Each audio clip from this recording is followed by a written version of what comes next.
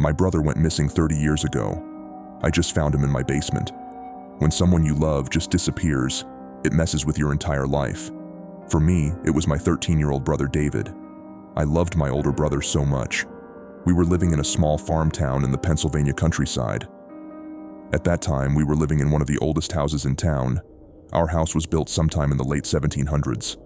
On the night he went missing, I remember my parents weren't home that night for whatever reason, but back in the 80s it was considered okay to leave your kids home alone. Me and my brother were both sitting on the floor in the living room, listening to the radio broadcast. My brother asked me to fill him a glass of Hawaiian punch. After I went to the kitchen and poured him a glass, he had completely vanished from the living room. I remember that exact moment as clear as day. I thought he was playing a trick on me. I played along, but when I searched every room in that damn house, not a hair was out of place. He couldn't have gone outside because I was by the front door the whole time, and the windows were sealed shut since by the previous owner. The basement door in the living room was wide open, the only place he could have gone.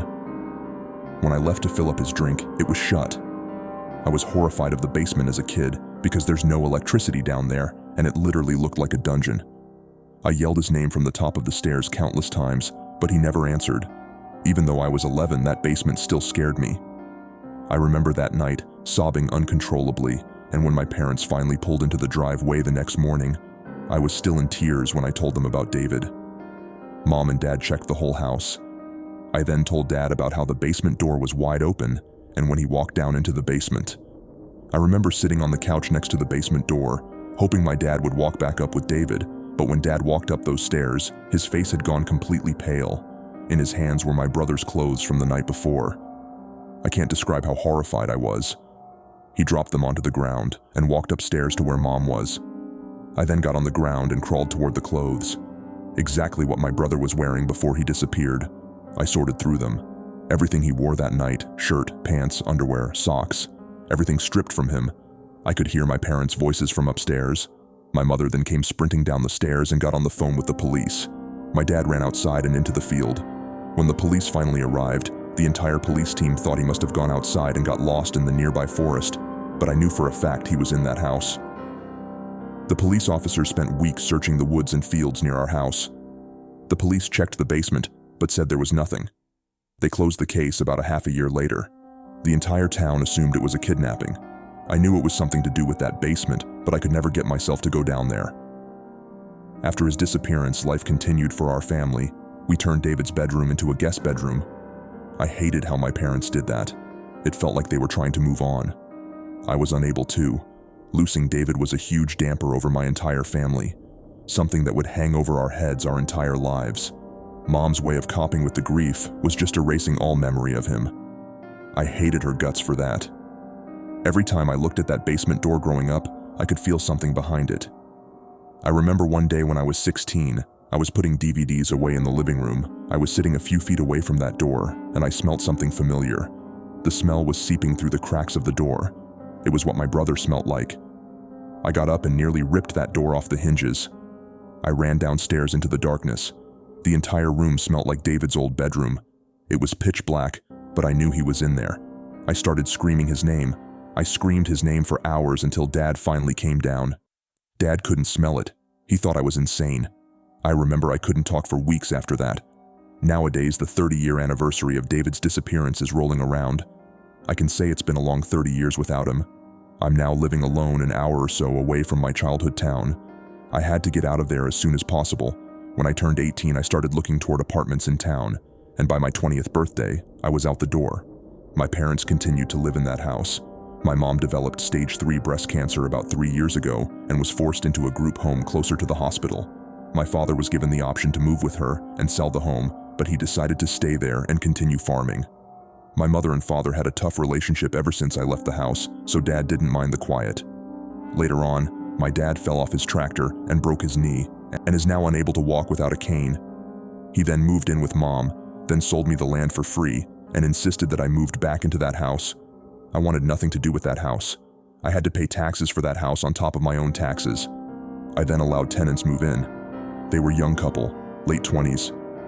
Of course, my stubborn old man was angry with me for letting a desperate couple live in the vacant house.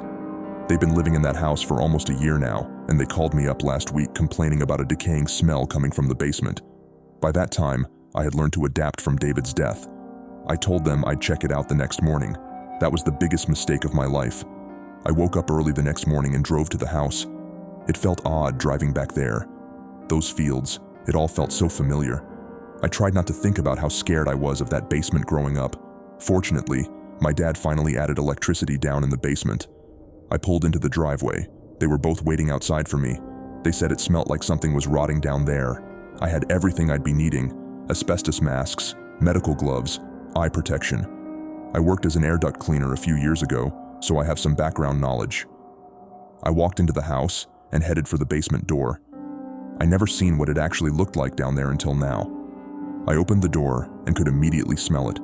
Something was rotting in there. I turned on the light switch. Ahead of me was an empty room.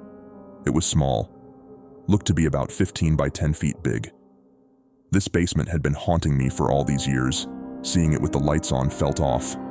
The walls were stone, except for one. One of the walls stood out. It was wood instead of stone. The smell was clearly coming from the wood. The wood was rotting.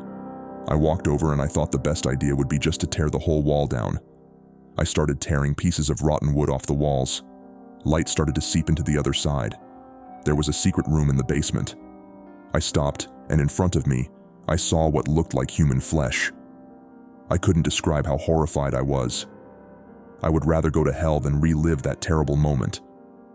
I started smashing that wall with all the force in my body until it finally gave in. The creature in front of me, just the sight of it made me want to claw my eyes out. It was in a fetal position. The skin wasn't pale, it was white, and it looked like the flesh had been melted to the bones. The fingernails and toenails stretched halfway across the room. The worst part was that it wasn't dead. It was breathing. It was alive.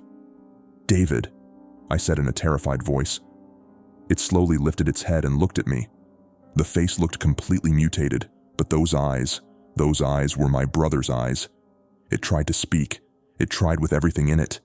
That thing was my brother David. I had so many questions. How was he alive? What did he eat? How could he breathe? What the fuck happened? I kept the questions to myself. That was my brother in that basement. This whole time he's been in that fucking basement. I didn't say another word to him. I ran upstairs and out to my car. I opened up my glove box and grabbed my gun. By the time I got downstairs, David had stood up, dragging his long nails behind him. "Julian," he growled. I then shot him in the head. At the top of the stairs were the tenants questioning the gunshot. They walked down the stairs to investigate. By the time I heard them scream, I was already out the door and backing out of their driveway. I didn't shoot David because I was scared of him.